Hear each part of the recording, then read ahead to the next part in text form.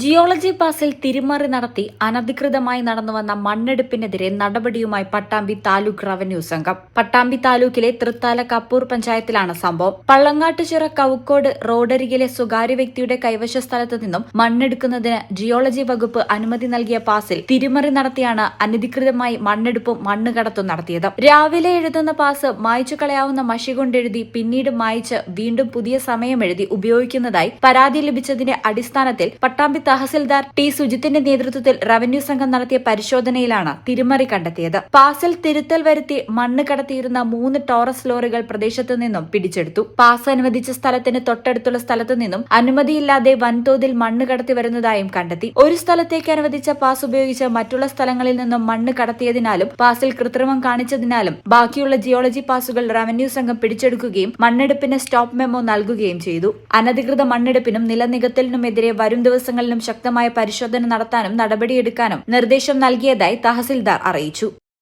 ഈ channel Pattambi. BSc optometry ഒരു professional കോഴ്സാണ്. ഇതൊരു പ്രാക്ടിക്കൽ ഓറിയന്റഡ് കോഴ്സും കൂടിയാണ്. ക്ലാസ്സിൽ പഠിക്കുന്നതിനേക്കാൾ ക്ലിനിക്കൽ എക്സ്പോഷർ കൂടുതൽ വേണ്ടൊരു മേഖലയും കൂടിയാണ്. അൽസലാമ ഐ ഹോസ്പിറ്റലിൽ ആവശ്യത്തിലധികം ക്ലിനിക്കൽ എക്സ്പോഷർ നമുക്ക് ലഭിക്കുന്നുണ്ട്. അതുകൊണ്ട് തന്നെ വേഗത്തിൽ പഠിക്കാൻ പറ്റുന്നു, എല്ലാം മനസ്സിലാക്കാനും പറ്റുന്നു. We are very happy to be the part of Al Salama Optometry College.